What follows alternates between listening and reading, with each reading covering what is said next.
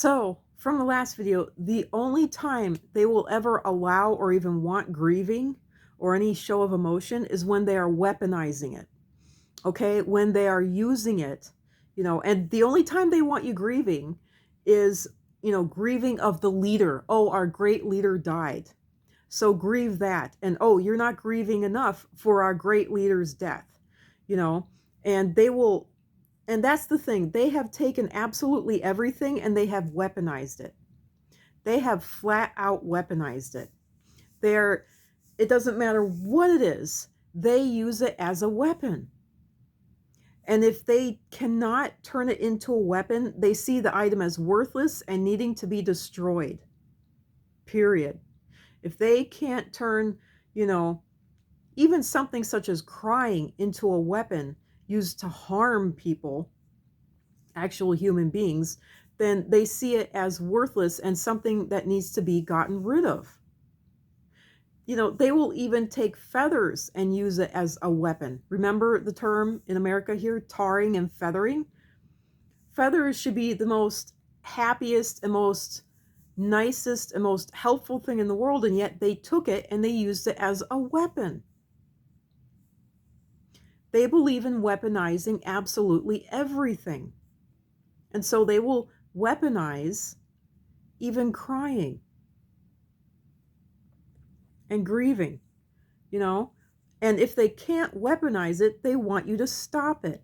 If they can't weaponize happiness, then they want you to stop being happy. Which is why they like anger the best. Anger is automatically weaponized. Anger is a weapon, which is why they like anger the best. And they want to make absolutely everyone angry. In all these spiritual communities, they say that fear is the thing you have to fight. Fear is not the thing you have to fight. You never had to fight fear. You know what you need to fight? Anger. Anger is the main thing that these entities are using, and it's because it's already a built-in weapon, literally. So if they cannot, even non-physical emotions, if they cannot use it as a weapon, they want to get rid of it. They don't want you to be sad because that causes you to be lethargic, and that causes you to not get up off your ass and do any kind of work that they want you to do. If you're mobile, they can control you. They can get you to do this, that, and the other thing. Even if it's nothing more than sitting there and watching certain shows on TV, which is what they use to literally, hypnotize you and brainwash you. I can't tell you how brainwashed my dad is simply from the TV shows he's watched. Literally. I can't go into this, but when I was younger, Dad would watch a TV show, and immediately after the TV show, he would be accusing us kids in the family, of all kinds of clinically insane things. And it was because of the shit that he was watching on TV. He's very, very paranoid, and that is another trait of them. They are so paranoid. And I don't mean like you've been abused kind of paranoia. They are like someone who's actively in prison. They're paranoid in such a way that they're always angry.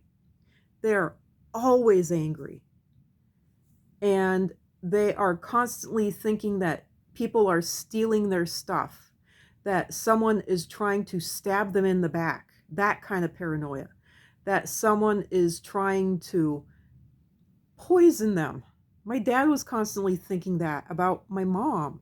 I mean, that someone is trying to, take away their job,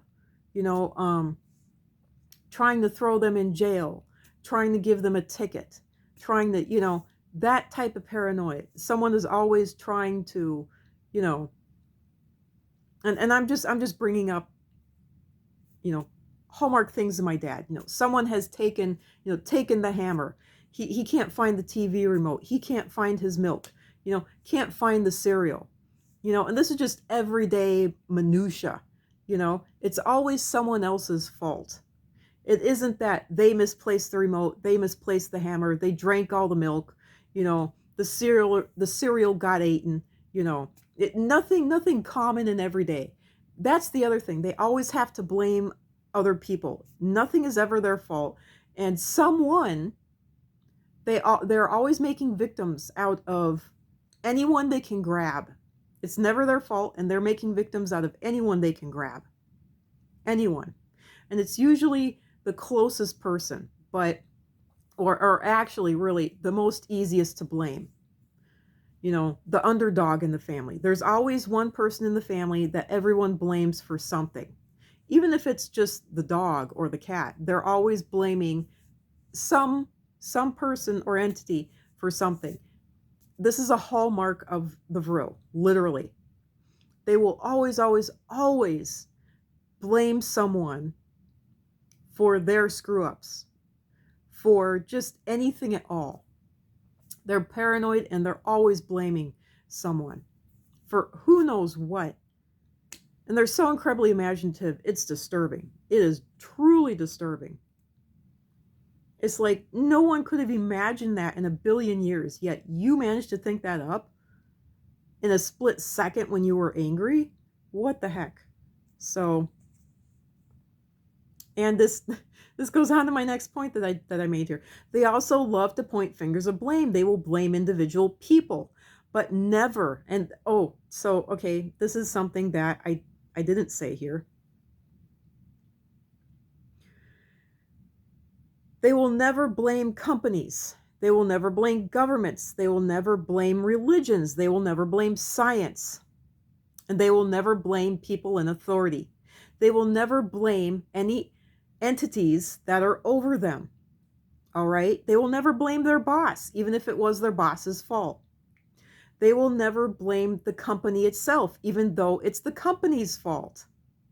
All right? The only exception to that rule that I've seen is when Republicans will blame the company or the government when the company or the government actually does something good.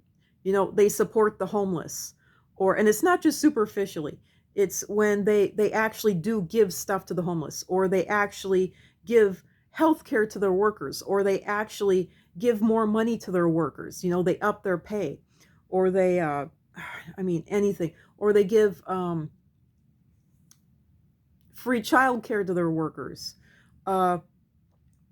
sick leave. I mean, just, if they actually, this is the only time when I've seen any of these sickos blame companies or governments, when they actually give stuff to their employees, to their workers, or to the people in the nation, such as welfare, such as Social Security.